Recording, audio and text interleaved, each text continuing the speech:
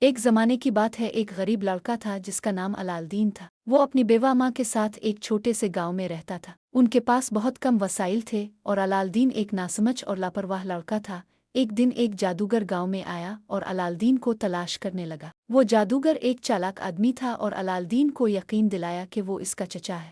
جادوگر نے علالدین کو کہا کہ اگر وہ اس کی مدد کرے تو وہ اسے بہت دولت مند بنا دے گا۔ علالدین لالچ میں آ گیا اور اس کے ساتھ چل پڑا۔ جادوگر اسے ایک ویران پہاڑی کے قریب لے گیا جہاں ایک غار کا دروازہ تھا۔ جادوگر نے کچھ جادوئی الفاظ ادا کیے اور غار کا دروازہ کھل گیا۔ اس نے علالدین سے کہا، اس غار کے اندر ایک جادوئی چراغ ہے، تم اسے لے آؤ، لیکن یاد رکھو چراغ کے علاوہ کچھ اور نہ چھونا۔ علالدین غار کے اندر گیا اور بہت سی قیمتی چیزیں دیکھی، لیکن اسے جادوئی چراغ ملا اور وہ اسے لے آیا۔ جیسے ہی وہ غار سے باہر نکلنے لگا، جادوگر نے چراغ مانگ۔ علالدین نے انکار کیا کیونکہ اسے جادوگر پر بھروسہ نہیں تھا۔ جادوگر غصے میں آ کر غار کا دروازہ بند کر کے چلا گیا۔ علالدین خوفزدہ ہو گیا اور چراغ کو رگڑنے لگا۔ اچانک چراغ سے ایک دیو نمودار ہوا اور بولا، مالک کیا حکم ہے؟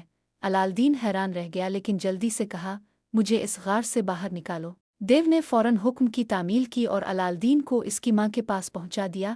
علالدین نے اپنی ماں کو سارا واقعہ سنایا۔ انہوں نے چراغ کے دیو سے اپنی ضروریات پوری کرنی شروع کر دے۔ دیو ان کے لیے قیمتی زیورات، کھانے پینے کا سامان اور ایک شاندار محل بنا دیتا۔ علالدین کی شہرت پورے ملک میں پھیل گئی۔ اس نے ایک دن شہزادی بادشاہی سے شادی کر لی، لیکن جادوگر اب بھی علالدین سے بدلہ لینے کے لیے منصوبہ بنا رہا تھا۔ اس نے بھیس بدل کر علالدین کا چراغ چرا لیا اور دیو کو حکم دیا کہ وہ محل کو کسی دور دراز جگہ لے جائے۔ علالدین نے اپنی عقل اور ہمت سے جادوگر کو شکست دی اور چراغ واپس حاصل کیا۔ اس کے بعد علالدین نے دیو سے کہا کہ محل کو واپس اپنی جگہ پر لے جائے۔ علالدین نے سبق سیکھا کہ طاقت اور دولت کا صحیح استعمال کرنا چاہیے۔ علالدین اور اس کی شہزادی خوشحال زندگی گزارنے لگے اور جادوئی چراغ ہمیشہ ان کی خدمت کرتا رہا۔